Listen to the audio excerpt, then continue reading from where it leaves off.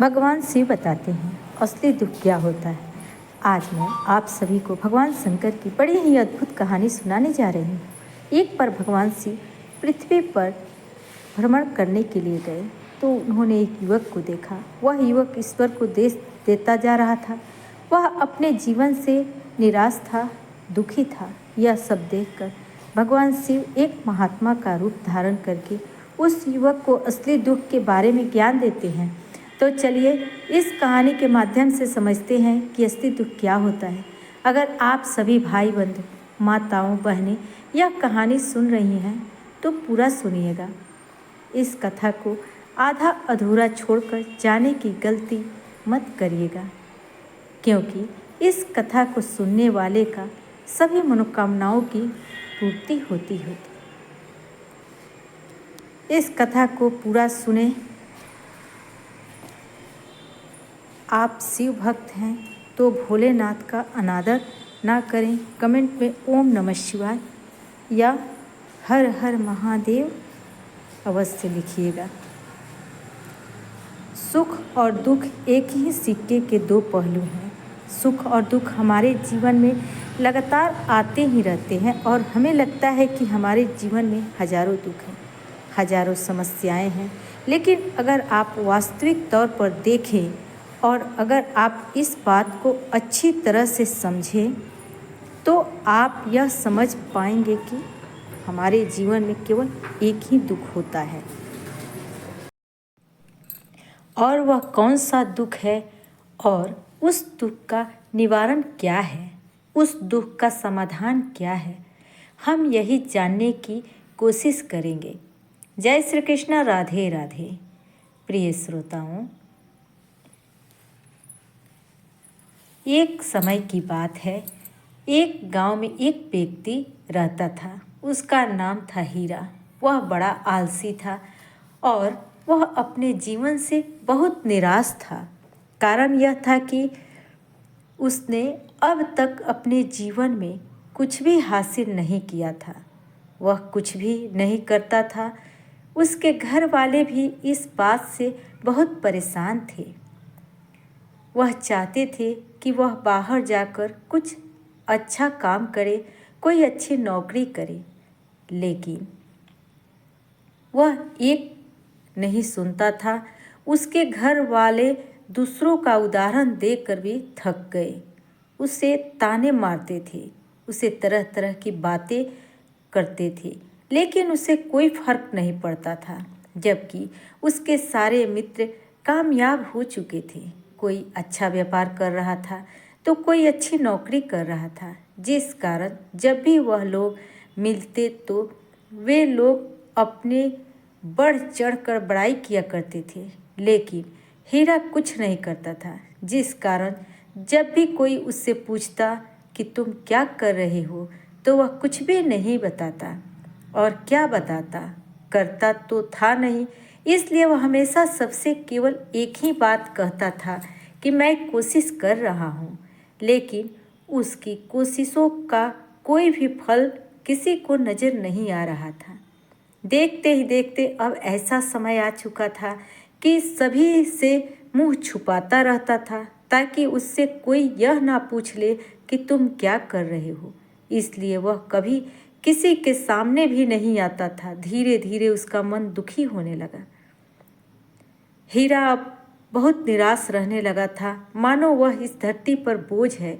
इसलिए वह अपने आप को बहुत अकेला महसूस करता था। एक दिन उसके मन में यह विचार उत्पन्न होने लगी कि मेरे हाथों में कुछ नहीं है तो मैं क्या कर सकता हूँ। अकेले बैठकर वह रोता रहा और भगवान को दोष देता रहा।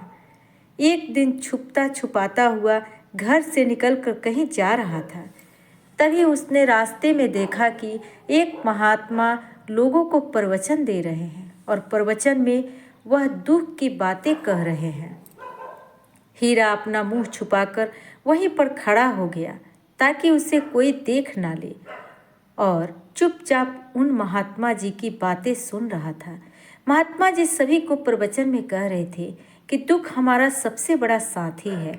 हमें दुख अपने जीवन के बारे में समझाता है और हमें सही जीने का तरीका बताता है। दुख हमारे गुरु की तरह है जिससे हमें सीखना चाहिए। आप चाहे तो अपने जीवन में अपने दुखों का और अपना गुरु बना सकते हैं और उससे सीख सकते हैं, या फिर आप चाहे तो अपने दुखों पर बैठकर रो सकते हैं, लेकिन इससे आपको कोई लाभ नहीं मिलेगा, बल्कि आप दिन प्रतिदिन और कमज़ोर होते जाएंगे, निराश होते जाएंगे। हीरा छुप छुप कर उन महात्मा जी की बातें सुन रहा था।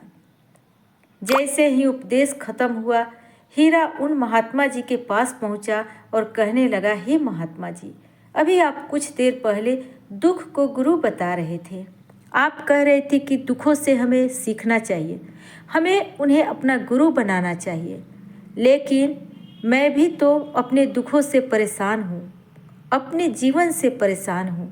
मैंने अब तक जो दुख झेले हैं, मुझे तो कभी ऐसा प्रतीत नहीं हुआ कि मेरे दुख मुझे कुछ सिखा रहे हैं, बल्कि मुझे तो हमेशा यही लगता है कि वह मुझे पीड़ा दे रहे हैं, तकलीफ़ दे रहे हैं, और दुख का पीड़ा बहुत भयंकर होती है।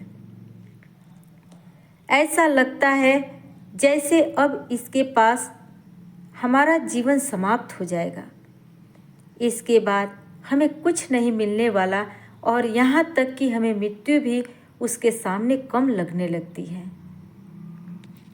जब लोग ताने मारते हैं, जब लोग यह कहते हैं कि तुम क्या कर रहे हो, तो मन को बहुत ठेस पहुँचती है और मैं उनसे कुछ नहीं कह पाता हूँ। हीरा की बातों को सुनकर महात्मा जी कहते हैं, बेटा, तुम्हें क्या दुख है और तुम दुख के बारे में ऐसी बातें क्यों कर रहे हो? हीरा ने अपने ऊपर बीती हुई सारी बातें उन महात्मा जी को बता दी और कहने लगा, हे महात्मा जी, क्या आपके पास मेरे दुख का कोई समाधान है? हीरा की बातें सुनकर महात्मा जी मुस्कुराए और कहने लगे, बेटा, जब तुम्हारे जीवन में असली दुख आए तो तुम मेरे पास आना, मैं तुम्हारे दुख का समाधान अवश्य करूँगा। उन महात्मा जी की बातें सुनकर हीरा बीच सोच में पड़ गया। उसे यह समझ नहीं आ रहा था कि क्या उसने अब तक जो दुख झेले हैं वह असली दुख नहीं है। उसने जो अब तक पीड़ा झेली है, लोगों के ताने सहे हैं और जो तकलीफ़ें उठाई हैं, क्या वह असली दुख नहीं है? वह मन ही मन अपने आप से कहता है कि जब मुझे मेरे अपने नहीं समझ पाए तो यह महात्मा जी मुझे क्या समझेंगे। इतना सोचकर हीरा वहाँ से अपने घर की ओर चल आया। अब हीरा लोगों के ताने सुन सुनकर बहुत थक चुका था, बहुत निराश हो चुका था, जिस कारण उसने निर्णय लिया कि वह अब कुछ करके दिखाएगा। उसने अपने पिता से थोड़ा सा रुपया लिया और उस रुपये से उसने एक व्यापार शुरू किया। उसके पिता बहुत खुश थे कि कम से कम मेरा बेटा कुछ करने का प्रयास तो कर रहा है, लेकिन उसे व्यापार में कोई सफलता नहीं मिल रही थी, जिस कारण वह बहुत हताश हो चुका था, वह बहुत निराश हो चुका था।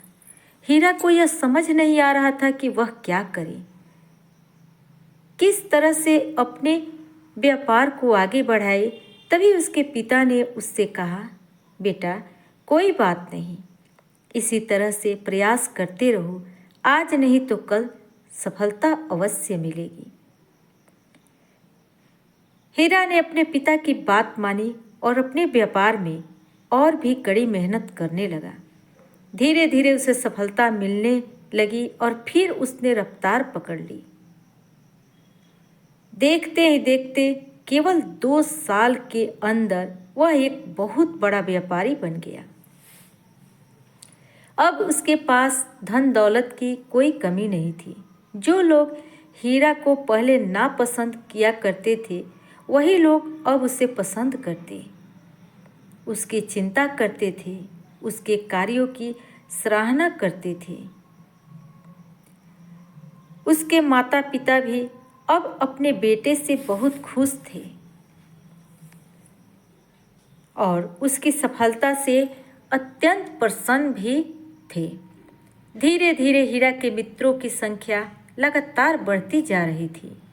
हीरा के कुछ मित्रों ने उसे यह भी सलाह दी कि उसने अपना व्यापार बहुत तेजी से बढ़ाना चाहिए, उसे अपने व्यापार को और फैलाना चाहिए।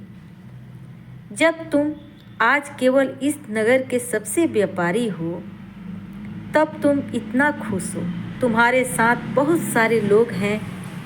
वहीं पर तुम सोचो कि जब तुम इस राज्य के सबसे बड़े व्यापारी बन जाओगे, तब तुम्हारे यहाँ पर लोगों की भीड़ लग जाएगी। लोग तुमसे मिलने के लिए समय निकालेंगे।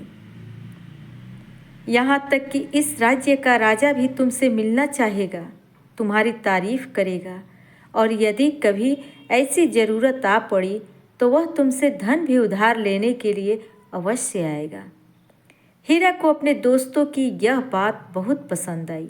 हीरा ने सोचा कि मेरे मित्र सही कह रहे हैं, मुझे अपने व्यापार को और बड़ा करना चाहिए और फैलाना चाहिए, तभी तो हर कोई मेरे बारे में जान सकेगा, हर कोई मुझे पहचान सकेगा। उसने बिना देरी किए, समय को बिना गंवाए अपने व्यापार में और मेहनत करने लगा। लेकिन अब की बार उसके मन में धैर्य नहीं था, जिस कारण उसने कुछ अनुचित कदम उठाए ताकि उसका व्यापार जल्द से जल्दी और बड़ा हो जाए। उसने कई लोगों से अधिक मात्रा में धन उधार ले लिया, जिससे उसके ऊपर काफ़ी कर्ज बढ़ चुका था। और इतना ही नहीं, वह यहाँ पर नहीं रुका। उसने अधिक से अधिक मुनाफा कमाने के चक्कर में अपने माल की गुणवत्ता को भी खराब कर दिया, जिससे अब उसके माल में वह बात नहीं रह गई थी जो पहले हुआ करती थी। लेकिन वह अपने मित्रों की बात सुनता रहा। जैसा उसके मित्र कहते थे, वह वैसा ही करता चला गया। यहाँ तक कि उसने अपने व्यापार की और भी तीव्रता से बढ़ाने के लिए अपने दूसरे छोटे व्यापारियों के खिलाफ षड्यंत्र भी रचना शुरू कर दिया, जिस कारण उसके मन में अब पहले जैसा वह सुकून नहीं था। उसे अब रातों को नींद नहीं आती थी। अब उसके मन में केवल एक ही विचार रहता, किस तरह से उसका व्यापार पूरे राज्य में फैल जाए और वह इस राज का सबसे बड़ा व्यापारी बन जाए। इसलिए वह दिन रात केवल इसी मेहनत में लगा रहता कि उसके व्यापार जल्दी से जल्दी और बड़ा हो जाए। हीरा के पास नौकर चाकर सभी सुख सुविधाएं थी, लेकिन उसके बावजूद भी उन चीज़ों का लाभ नहीं उठा पा रहा था, क्योंकि उसके पूरा ध्यान केवल अपने व्यापार को और उन्नति पर ले जाना था। एक दिन हीरा एक मार्ग से होकर गुजर रहा था। तभी रास्ते में हीरा को उन महात्मा का आश्रम दिखाई पड़ा। यह देखकर वह उन महात्मा जी के पास गया और उनसे कहने लगा, हे महात्मा जी, आपने कहा था कि जब मेरे जीवन में कोई असली दुख आए तब मैं आपके पास आऊं। आज इसलिए मैं यहाँ पर आया हूँ। आज मैं बहुत दुखी हूँ। मैं रातों को सो नहीं पाता। मेरे पास सब कुछ होते हुए भी मैं उनका लुत्फ़ नहीं उठा पाता। उसने अपनी सारी बातें महात्मा जी को बताई। महात्मा जी हीरा से कहते हैं, बेटा, जब तुम पहली बार आए थे तब भी तुम बहुत दुखी थे, लेकिन तब तुमने अपने दुख से क्या सीखा? महात्मा जी की बातें सुनकर हीरा बोला, हे महात्मा जी, जब मैं अपने जीवन में कुछ नहीं कर पा रहा था तब मैंने अपने दुखों से यही सीखा था कि केवल सोचने मात्र से कुछ नहीं होगा। उसके लिए हमें कुछ करना भी पड़ेगा और केवल कोई कर्म करना ही सफलता नहीं है। उस कर्म को उसके अंजाम तक पहुंचाना हमें सफल बनाता है। फिर चाहे रास्ता कैसा भी हो, फिर चाहे परिस्थितियाँ कैसी भी हो क्यों ना हो, फिर चाहे कितनी ही बाधाएं आपके रास्ते में क्यों ना आए, चाहे ऐसा क्यों न लगे कि अब हमारे जीवन में कुछ नहीं बचा, हम कुछ नहीं कर सकते, तब भी हौसला बनाए रखो।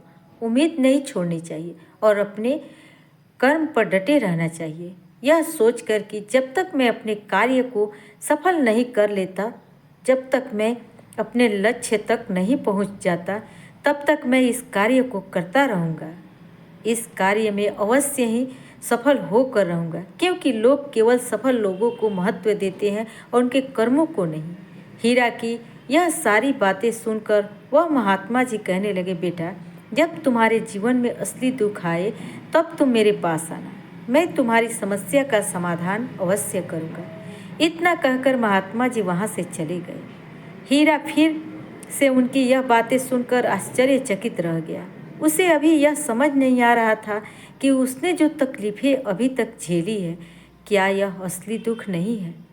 हीरा के मन में अब एक सवाल उत्पन्न होने लगा, असली दुख क्या है और इसकी पहचान क्या है, और मुझे कैसे पता चलेगा कि इस समय में असली दुख मैं हूँ। लेकिन उसे कुछ नहीं कहा।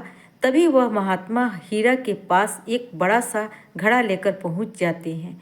उस बड़े घड़े के अंदर सोने के सिक्के थे। उस घड़े को देते हुए वह महात्मा हीरा से कहते हैं, बेटा, तुम इसे उस पेड़ के नीचे मिट्टी में दबा दो, क्योंकि यह मैं किसी को नहीं है, जब मुझे उसकी ज़रूरत पड़ेगी तब मैं वहाँ से खोद कर इसे निकाल लूँगा, लेकिन अभी के लिए इसे वहाँ पर मिट्टी के नीचे दबा दो। हीरा ने महात्मा जी की बातें मान ली और वह घड़ा मिट्टी में दबा दी। हीरा ने महात्मा जी की बात मान ली और वह घड़ा मिट्टी में दबा दिया। इतना तप करके हरिहर हीरा उन महात्मा जी को प्रणाम करता है और वहाँ से वापस अपने घर की ओर लौट जाता है। धीरे धीरे समय बीतता गया। समय के साथ साथ हीरा व्यापार में और भी ज़्यादा उन्नति कर चुका था, लेकिन माल की गुणवत्ता अच्छी ना होने के कारण अब उसके व्यापार में घाटा होने लगा। धीरे धीरे ऐसा समय आया कि उसका व्यापार पूरी तरह चौपट हो गया। वह अब उसके पास कुछ नहीं बचा था। हीरा ने अपने दोस्तों से जो कर्ज लिए थे वह कर्ज भी उसे चुकाने थे, लेकिन हीरा यह सोचकर निश्चिंत था कि उसने वह कर्ज अपने मित्रों के लिए है, जिस कारण वह उन्हें लौटाने में थोड़ी देर अवश्य कर सकता है। वह तो यह सोच रहा था कि उसके मित्र उसके बुरे समय पर साथ देंगे, लेकिन सबसे पहले उसके मित्र ही उससे अपना कर्ज वापस लौटाने की मांग करने लगे। तब हीरा को एहसास हुआ कि कोई भी अपना नहीं है। उसने अपने मित्र से उस कर्ज को लौटाने के लिए थोड़ी सी मोहलत मांगी, लेकिन हीरा के किसी भी मित्र ने उसे कर्ज को लौटाने के लिए मोहलत नहीं दी, बल्कि वे लोग उसे जान से मारने की धमकी देने लगे। अपने मित्रों के मुंह से यह सब सुनकर हीरा बहुत ही आश्चर्यचकित रह गया। वह जो कुछ सोच रहा था उसके साथ सब कुछ उल्टा हो रहा था। व्यापार के चलते उसके बहुत मित्र और शुभचिंतक बने थे, पर वह सब उससे दूर जाने लगे। हर कोई उससे पीछा छुड़ाना चाहता था, कोई भी उसका साथ नहीं देना चाहता था। धीरे धीरे उसकी सारी संपत्ति नीलाम हो गई। अब उसके पास कुछ नहीं बचा। वह सड़क पर आ चुका था। एक दिन हीरा ने अपने पिताजी से कहा, पिताजी, मेरी मदद कीजिए, मेरे ऊपर बहुत कर्ज है, मुझे उसे लौटाना है, कृपा करके मुझे थोड़ा सा धन दे दीजिए। इस पर हीरा के पिता ने हीरा से कहा, बेटा, मेरे पास यही एक छोटा सा घर है, अगर यह अभी मैं तुम्हें दे दूं तो मैं और तुम्हारी माँ कहाँ रहेंगे, हमें भी दर दर की ठोकरें खानी पड़ेगी। ले देकर अब हमारे पास केवल यही संपत्ति बची है, इसलिए मैं तुमसे क्षमा मांगता हूँ। अपने माता पिता के मुख से यह सुनकर हीरा चुपचाप वहाँ से चला आया और मन ही मन वह सोच रहा था कि मेरे पास सब कुछ नहीं बचा है, मेरे पास जो कुछ था वह सब कुछ तो लूट चुका, मेरा सब कुछ तो अब बर्बाद हो चुका है। भला अब मैं जी कर क्या करूँगा? अब मेरे पास केवल एक ही रास्ता है जिसे मैं अपने कर्जदार से अपना पीछा छुड़ा सकता हूँ। यह सोचता हुआ वह एक ऊंची पहाड़ी की ओर पहुंचा और पहाड़ी पर चढ़ने ही वाला था, तभी उसे याद आया कि उन महात्मा जी ने कहा था, जब तुम असली दुख आए तभी तुम मेरे पास आना, मैं तुम्हारी समस्या का समाधान अवश्य करूंगा। यह सोचकर हीरा के मन में एक बार फिर उम्मीद की लहर दौड़ पड़ी।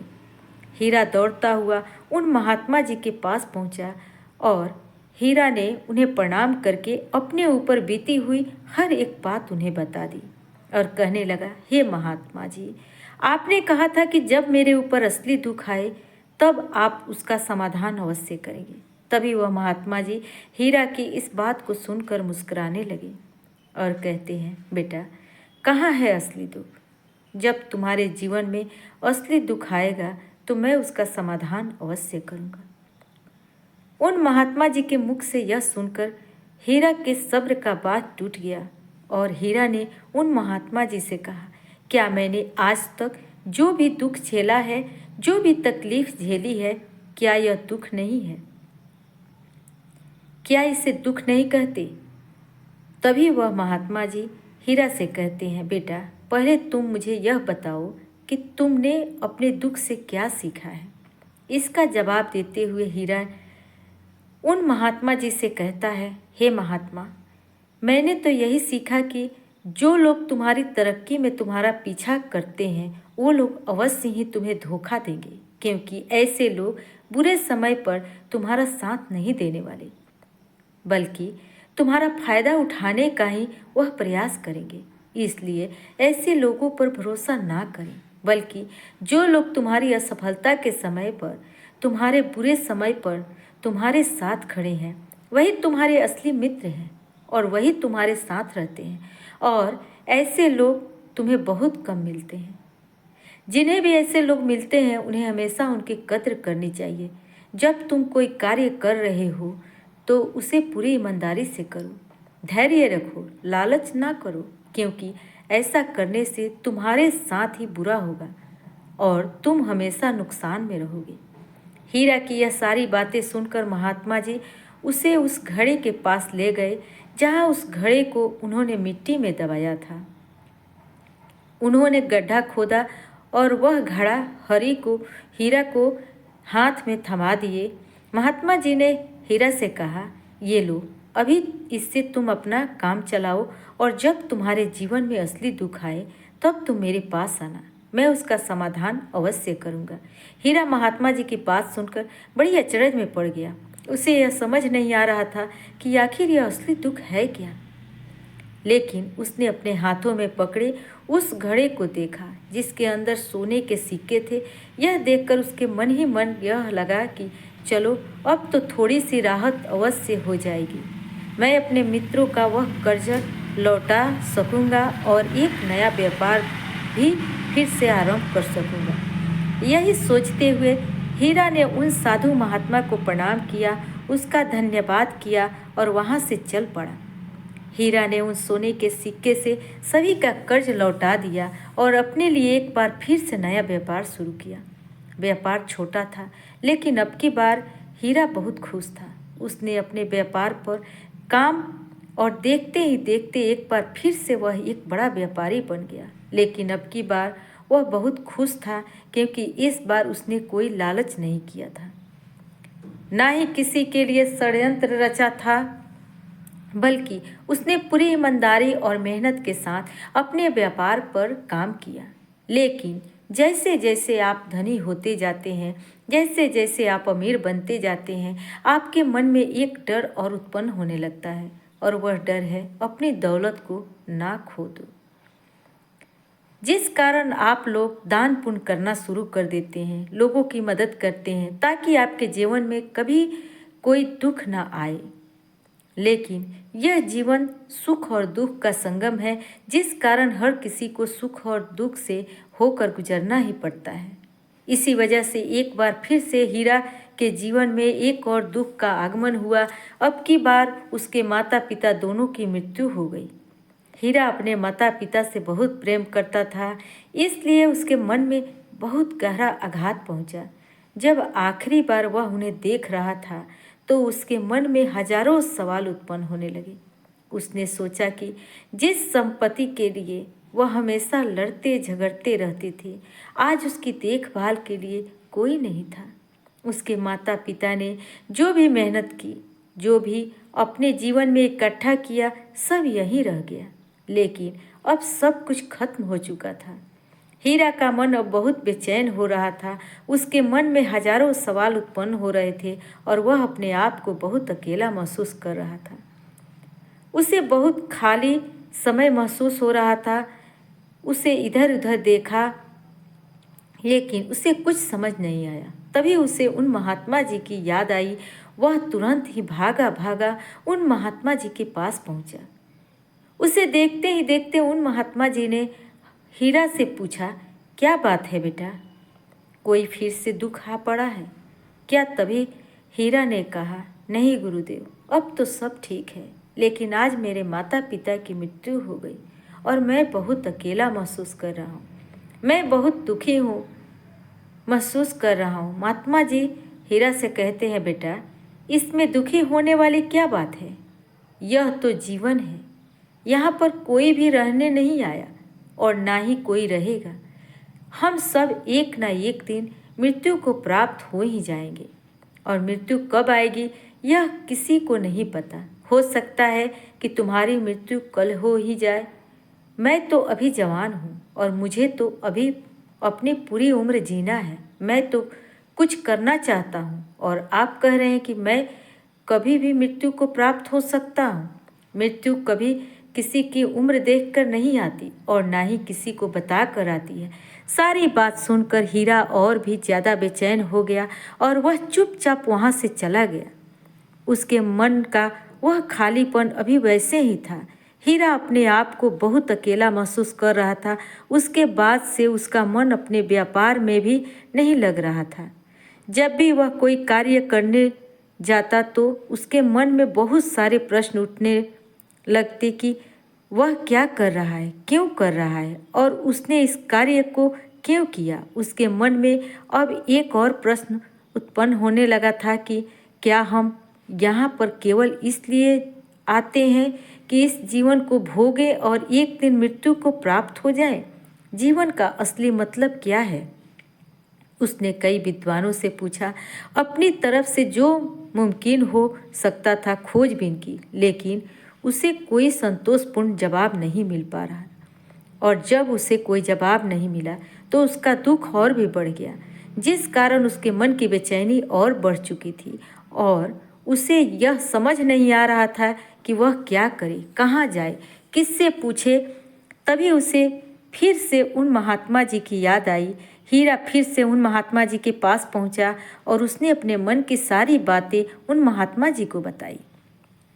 महात्मा जी हीरा से कहते हैं, बेटा, आज पहली बार तुम्हारे जीवन में असली दुख उत्पन्न हुआ है, जिसे हम दुख कह सकते हैं, जो दुख कहलाने लायक है कि हमें पता ही नहीं कि हम क्या कर रहे हैं, कहाँ जा रहे हैं, क्यों जा रहे हैं, वह कौन है, क्या है, क्यों है, हम क्या करना चाहते हैं। तभी हरिहर उन महात्मा से कहता है, हे महात्मा जी, आप मेरे दुख का निवारण कीजिए। महात्मा जी हीरा से कहते हैं, हम सबके अंदर क्रोध, लालच, लोभ जैसी कई वासनाएं हमारे अंदर घर करके बैठ जाती हैं, जिस कारण हम अपने जीवन को टुकड़ों में जीते हैं और हमारी चेतना कभी एक नहीं हो पाती। हम कभी एक जगह सोच नहीं पाते, समझ नहीं पाते कि हमारी ऊर्जा शक्ति भी पूरी तरह छिन्न भिन्न हो जाती है। और आजकल के इस दौर में हमारे पास तो इतना भी समय नहीं है कि हम एक पल निकाल करके एक पल के लिए मुड़कर अपने आप को देख सके, अपने आप को समझ सके कि वास्तविकता में हम कोई यहाँ अपने जीवन भर केवल दुख दुख कहकर चिल्लाता रहता है, इसका समाधान निकालने का हर मुमकिन प्रयास करता है, लेकिन जिसे हम दुख समझते हैं वह तो दुख है ही नहीं। तो इसका समाधान आपको कहाँ से मिलेगा? यह तो परिस्थितियाँ हैं जिसके कारण हम अपने आप को दुखी समझते हैं, अपने आप को तकलीफ में समझते हैं। जैसे कि हम एक परिस्थिति से निकलते हैं, हम किसी दूसरी परिस्थिति में फंस कर रह जाते हैं। जिस कारण हम पहली समस्या का सामना करते हैं, उसी प्रकार हम दूसरी समस्या का भी सामना करते रह जाते हैं। और जब हम इन परिस्थितियों से हार मान लेते हैं, जब हमें लगता है कि अब हम सामने कोई रास्ता नहीं बचा, तब हमारे सामने केवल एक ही रास्ता नजर आता है और वह है मृत्यु। लेकिन यह कोई समाधान नहीं है, यह कोई रास्ता नहीं है। इसलिए यदि आप सचमुच अपनी समस्याओं का समाधान चाहते हैं तो अपने आप को इकट्ठा करना सीखें, अपनी ऊर्जा को इकट्ठा कीजिए और अपने ऊपर ध्यान लगाकर मृत्यु से पहले अपने आप को पहचानिए, अपने आप को जानिए, अपने आप को बिखरने मत दो। तभी हीरा उन महात्मा जी से कहता है, हे गुरुदेव, क्या फिर हमें इस जीवन को नहीं जीना चाहिए? क्या हमें अपनी इच्छाओं को पूरा नहीं करना चाहिए? महात्मा जी हीरा से कहते हैं, बेटा, हमें किसी से भी लगाव नहीं रखना चाहिए, हमें अपनी इच्छाओं को मार देना चाहिए, हमें ज़्यादा संपत्ति इकट्ठा नहीं करनी चाहिए, क्योंकि हम मनुष्य की इच्छाएं, कामनाएं ऐसी होती है जैसे मानो कि एक पर्वत से गिरता हुआ झरना, जिस पर किसी का नियंत्रण नहीं है सिवाय देखते रहने के और परेशान होने के। लेकिन जब तुम अपने ऊपर ध्यान देने लगते हो, तब तुम अपने आप को पहचान सकते हो, समझ जाते हो, तब तुम इस पर नियंत्रण पा सकते हो। तब इच्छाएं भी तुम्हारे बस में होती है और यदि तुम चाहो तो उन इच्छाओं की पूर्ति अवश्य कर सकते हो। महात्मा जी की यह सभी बातें सुनकर हीरा ने महात्मा जी से कहा, हे गुरुदेव, आपका बहुत बहुत धन्यवाद। आपने मेरी सबसे बड़ी समस्या का समाधान आज कर दिया है। मैं आज से अपने आप को एकाग्रचित्त करूँगा। गुरुदेव, मानव शरीर बहुत ऊर्जा है, बहुत शक्ति है, पर वह बेकार के कामों में लग जाती है, जिस कारण हमारा जीवन बेकार की चीज़ों में लगा रहता है। लेकिन हम कभी भी इस पर अपना ध्यान नहीं देते, हम कभी भी अपने ऊर्जा को केंद्रित नहीं करते। हमारा जीवन भी कुछ ऐसा ही है। हम अपने जीवन में हमेशा ऊपर वाले से सवाल करते रहते हैं कि हमारे जीवन में इतना दुख क्यों है, हम सभी के मन में जीवन में इतना दुख क्यों है। हम सभी के मन में यह सवाल तो अवश्य ही उठता है और इसका जवाब है कि वह ईश्वर यह चाहता है कि हम अपने जीवन के अंतिम दुख तक पहुंच सके, उस गहराई तक पहुंच सके जहां पर हमें यह पता चल सके कि हमने अभी तक अपने आप को नहीं जाना, अपने आप को नहीं पहचाना। मानव शरीर के अंदर जो ऊर्जा है, जो शक्ति है, उसके बारे में हम अभी तक नहीं जानते। हम अपने आप को चाहे तो एकत्रित कर सकते हैं और अपने आप पर नियंत्रण पा सकते हैं, लेकिन हम अपनी इस ऊर्जा को व्यर्थ की चीज़ों में लगा देते हैं, जिस कारण हम अपने आप को कभी नहीं पहचान पाते और ना ही कभी अपने आप पर नियंत्रण पा सकते हैं। लेकिन यदि आप अपने आप को जानना चाहते हैं, अपने आप को पहचानना चाहते हैं, तो पहले आपको खुद को एकत्रित करना होगा, अर्थात ध्यान लगाना होगा। ध्यान से ही आप अपनी उन समस्याओं का समाधान निकाल सकते हैं।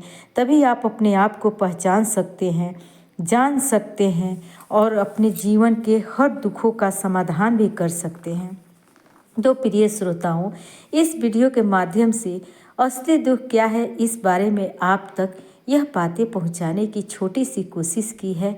आशा करती हूँ वीडियो में दी गई जानकारी आपको पसंद आई होगी। यह वीडियो आपको पसंद आया हो तो वीडियो को लाइक अवश्य करिएगा। मिलते हैं फिर एक नई धार्मिक कहानी के साथ। तब तक के लिए जय श्री कृष्णा। राधे राधे।